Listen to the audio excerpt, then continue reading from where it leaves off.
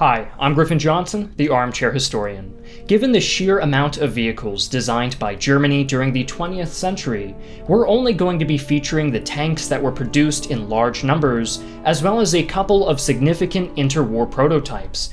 If you want to see more videos covering different German tanks like self-propelled guns and tank destroyers, don't hesitate to let us know in the comments below.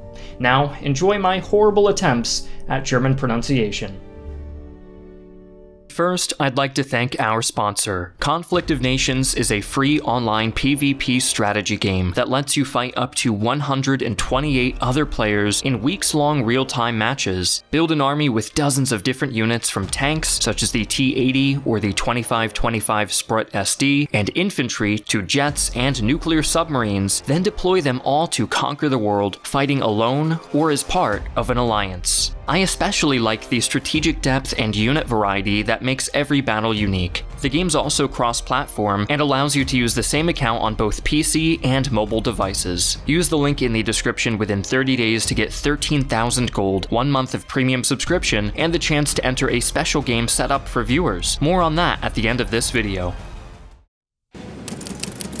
Germany's first foray into armored warfare began during the Great War with the Sturmpanzerwagen A7V, or Sturmpanzerwagen A7V.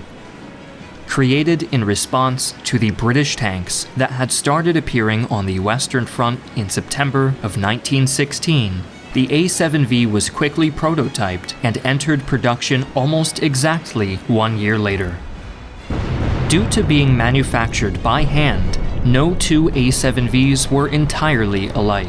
Although arguably just as effective as the British Mark IV, the A7V was only built in very small numbers and saw action in a mere handful of engagements before the end of the war.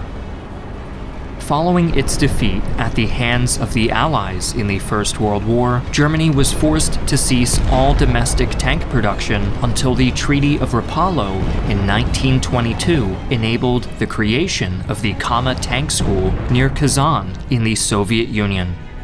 Safely away from prying eyes, various German companies began competing to produce new tank designs under a veil of absolute secrecy. The first major entry of this program was the Großtraktor, or Gross Tractor, which translates directly to large tractor, a code name designated for a 16-ton tracked vehicle with 2 turrets, one equipped with a 75mm cannon and the other mounting a 7.92mm machine gun. 6 prototypes were built and underwent testing, but were rejected for mass production. If anything, it was the Soviets who gained most from the Gross Tractor, using it as inspiration for their own multi-turreted tanks, such as the T-28. During this same period, several prototypes of a second, much lighter vehicle, codenamed the Leichttraktor, were built by Krupp and Rheinmetall. Armed with a 37mm cannon and capable of speeds up to 19 miles or 30 kilometers per hour, the prototypes provided crucial insights into the development of new and better vehicles with improved ergonomics and crew layouts. Despite the obvious shortcomings of the Gross Tractor, some German officers still clung to the outdated concept of the tank as a land battleship. Therefore, in 1934, the enormous 3-turreted Neubaufahrzeug was constructed. This lumbering behemoth was an effective propaganda tool and took center stage during Berlin's International Automobile Exposition in 1939. Unfortunately, it proved totally useless on the battlefield due to its slow speed and weak armor that could easily be pierced by rifle-caliber ammunition. Fortunately for the Wehrmacht, much more practical designs were already in the works. The first of these was the Panzer I, infantry support tank, or Panzer I, armed with twin light machine guns. Over 100 Panzer Is participated in the Spanish Civil War, the first time German tanks had seen combat since the First World War. This combat experience proved vital to the development of Germany's armored doctrine, and the Panzer I would go on to see combat in just about every theater of the Second World War. Its chassis was also used by a number of early tank destroyers and self-propelled guns. Although German tank doctrine was already shifting towards the use of heavier vehicles, delays in their production led to the creation of an interim design, the Panzer II, or Panzer II. Armed with a magazine-fed 20mm autocannon, this light tank could punch above its weight class. Panzer IIs formed the bulk of the Wehrmacht's armored divisions during the invasion of Poland, and gave a good account of themselves in most engagements. The Panzer II saw service right up to the end of the war, with the chassis serving as the basis for many specialized vehicles, such as the Marder II tank destroyer and Wesp self-propelled artillery piece.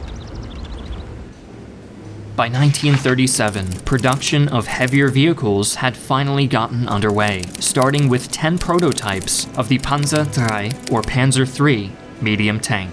Thanks to its superior ergonomics, the crew of a Panzer III could operate much more efficiently than their French or British counterparts.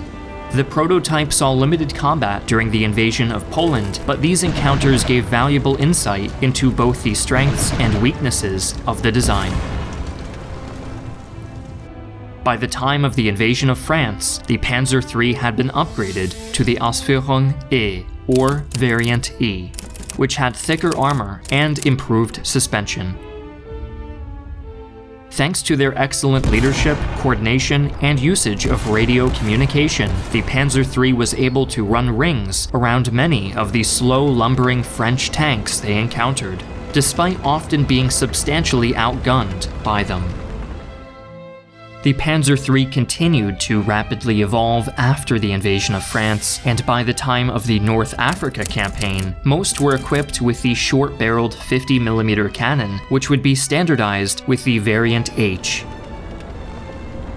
But the fighting in North Africa also brought the Germans into contact with their first American tanks, whose long-barreled 75mm guns could easily pierce the armor of any Panzer III. Additionally, the short 50mm cannon proved inadequate against Russian tanks such as the KV-1 and T-34. Seeing this weakness, Adolf Hitler ordered an upgrade, resulting in the Variant L, which included spaced armor around the turret mantlet and upper hull. Soon afterwards, the Panzer III reached its ultimate evolution with the Variant M, which added a deep wading exhaust for river crossings and Schürzen armor panels for protection against man-portable anti-tank weapons. Of course, the Panzer III was not the only medium tank that began production in the 1930s. Following an extensive series of prototype designs by multiple companies, the first Panzer IV, or Panzer IVs, began to roll off the production line, just in time for the invasion of Poland. These were initially infantry support tanks, lobbing high explosive shells from their short 75mm cannons to destroy enemy bunkers and machine gun nests, a job they excelled at. The cannon was also more than adequate to deal with the lightly armored vehicles used by the Polish army. Just like its smaller counterpart, the Panzer IV received extensive upgrades just prior to the invasion of France, resulting in the Variant D, which had better suspension and improved armor protection. The Panzer IV proved an excellent vehicle during the early stages of the war, but it was outgunned by most British and American tanks, and still vulnerable to even low-caliber anti-tank guns. In early 1941, the Panzer IV was upgraded further with the Ausführung F1, or Variant F1, which increased the frontal armor thickness to 50mm and improved the turret armor thickness by 30mm. The tracks were also widened and the suspension redesigned. But just like the Panzer III, the short-barreled cannon was never powerful enough at a long range. A solution was found in November of 1941 when the Panzer IV received a long-barreled 75mm cannon that could penetrate all but the thickest armor. This transitional model was initially known as the Variant F2 and was later renamed the Variant G after receiving additional armor plating. By 1944, the Panzer IV had reached its full potential in the form of the variant H, which featured Scherzen panels similar to those on the Panzer III. However, it would be all downhill from here, as supply shortages forced the Wehrmacht to simplify the design with the variant J, which removed the turret motor and replaced the Scherzen with wire mesh. Even so, the Panzer IV continued serving the Wehrmacht faithfully right up until the end of the war. As useful as the Panzer III and IVs were, plans for larger and more powerful vehicles had been floating around since as early as 1935. After the total failure of the Neubefahrzeug, German engineers went back to the drawing board and came up with a series of prototypes that slowly but surely evolved into arguably the most iconic tank of all time, the Tiger I, or Tiger I. With its thick armor, devastating 88mm cannon, and surprisingly good mobility, the Tiger I was a terrifying force on the battlefield, exemplifying the German idea of quality over quantity. As such, production figures were very low, fewer than 2,000 units overall. During its operational lifespan, the Tiger I received minor upgrades, including a new periscope cupola, various internal modifications, and a new exhaust system. While expensive, the Tiger I was effective in its intended role, with its only real shortcoming being the lack of units available for deployment. But Hitler was convinced that the problem lay not in the number of Tiger tanks on the battlefield, but instead with their size and armament. His solution was the Tiger Ausführung B, a massively oversized and overloaded vehicle seemingly built from the ground up to devour Germany's resources as fast as possible. To make matters worse, it was later discovered that many Tiger IIs had inferior welding to their older counterparts, and even shells unable to penetrate the armor could slowly crack and deform the chassis to the point of breakdown. German supply shortages eventually reached a point where as many King Tigers were being abandoned due to the lack of spare parts and fuel as were being destroyed by enemy fire. In the end, the Tiger II caused far more panic among its own mechanics and quartermasters than it did among enemy troops. Not all of Germany's late war tank designs were as impractical as the Tiger II, however. In 1943, the Allies would encounter the Wehrmacht's second big cat, the Panther, or Panther. Envisioned as a replacement for the Panzer IV, the Panther boasted well-sloped frontal armor, a mighty 75mm gun, and on-road speeds of up to 55 kilometers or 34 miles per hour. While much larger and more advanced than the Panzer IV, the Panther was not especially difficult or expensive to produce compared to the Tiger, and around 6,000 were built between 1943 and 1945. The initial version was called the Variant D, and was modified partway through production to mount a new cupola and eliminate weak spots created by the driver's vision slit and whole machine gun port. Side armor panels were also added after the Panther was proven vulnerable to the 14.5mm anti-tank rifles used by Russian infantry.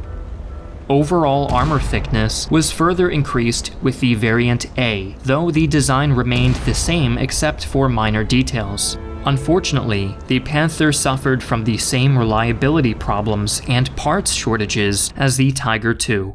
The suspension system in particular was overcomplicated, while the transmission was prone to failing in the heat of combat. The turret was well armored, but the mantlet was eventually redesigned with the Variant G, eliminating the tendency for it to deflect rounds straight downwards into the hull. The Panther served until the fall of the Third Reich, and despite its issue, remains one of the best late war tanks fielded by the German military. In the end, not even the Tiger and Panther were able to save the Nazi regime for destruction, and for many years the divided German nation had to make do with equipment borrowed from either the Americans or the Soviets. But in 1956, the Bundeswehr received permission to begin fielding domestic tank designs once again. resulting in the birth of the Leopard 1, or Leopard 1, a main battle tank that gave up thick armor plating in favor of superb mobility. The Leopard 1 was soon recognized as one of the best tanks on the market, and orders flooded in from all around the world.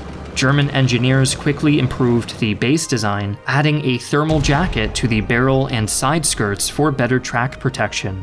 But despite rave reviews by operators across the world, the Leopard 1 would not see sustained combat until the Bosnian War, where Leopard 1A5s were used by peacekeeping forces during several operations. Still not wholly content with their design, German engineers continued to work with their American counterparts during the Cold War to produce an even better armored fighting vehicle. But this super tank, codenamed the MBT-70 or MBT-70, was eventually cancelled, and the Bundeswehr struck out on their own with the Leopard 2 or Leopard 2. Built to take advantage of new advances in armor and fire control technologies, the Leopard 2 swiftly came to be regarded by most operators as the best tank in Europe, easily competitive with the American M1 Abrams. The Leopard 2 remains Germany's primary MBT, and a whole 7 different versions have been produced domestically. Thanks again to Conflict of Nations for sponsoring this video. Join our special match in this free online PvP strategy game by signing up for the game through our affiliate link using the game name The Armchair Historian and the password The Armchair Historian, which are displayed on screen right now.